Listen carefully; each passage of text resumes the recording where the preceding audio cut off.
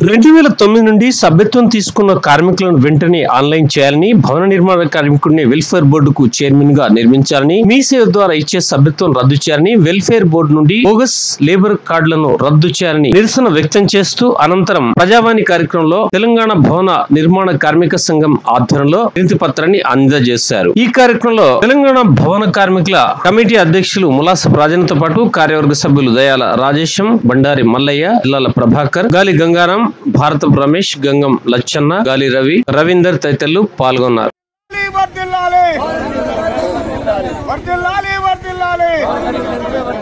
కార్మికుల ఐక్యత, కార్మికుల ఐక్యత, కార్మికుల ఐక్యత, వర్ధిల్లాలి, వర్ధిల్లాలి, వర్ధిల్లాలి, వర్ధిల్లాలి, కార్మికుల ఐక్యత, కార్మికుల ఐక్యత.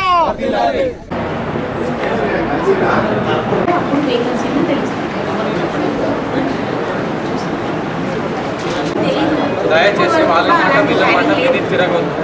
మీకు అడ్డు తిరిగి పెట్రోల్